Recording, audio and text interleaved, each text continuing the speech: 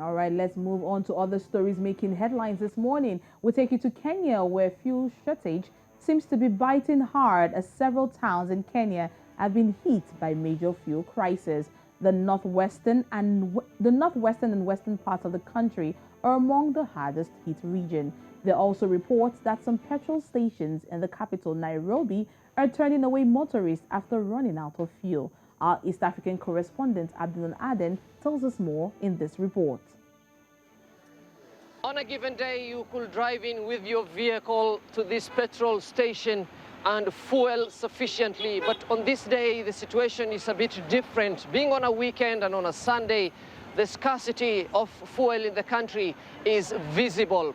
Even though the Energy and Petroleum Regulatory Authority, the EPRA, maintains that there is sufficient stock in the country, it still admits that there is a supply-related constraint in the country.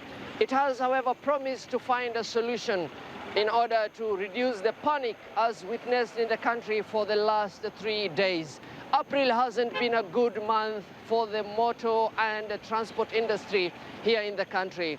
Fuel stations like this are visibly empty. Others do not have the stock at all. The prices in some other parts of the country are said to have escalated, to have been inflated. And the key challenge has been there have been long queues in some of the other petrol stations in many parts of the country. Kenyans are worried that the situation might worsen with the country left with a few months to the general elections.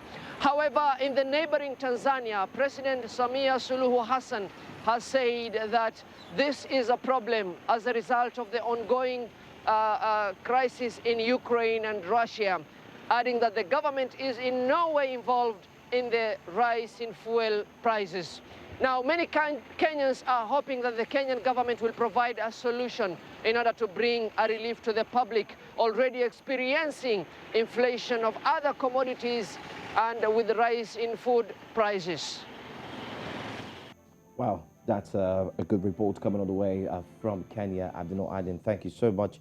Well, fuel crisis rising in Kenya. It continues, and Oluchi continues to surge. A major problem. It is a major problem. I mean, they've come out, reports has come out to blame it on logistical complaints. And some of the independent marketers, all the people who import this petrol, have come out, according to reports, they've also have been alleged to have hoarded the fuel because of back payment compensation plan from the government. Let's not also forget that the government did implement subsidy into the petrol situation because of the effect from the ongoing war between Ukraine and Russia. Now, the CBN governor of Kenya, that's Governor Patrick Njoroge, has come out to also say that the subsidy is not going to be a long-term plan because it is not sustainable. But I mean, well, what's the political implication because of the election that is gearing up in August in Kenya? Are there going to be political consequences for this fuel crisis in the country? Is a big question that is begging for answers. Most definitely. Well, we'll keep you updated as that story unfolds.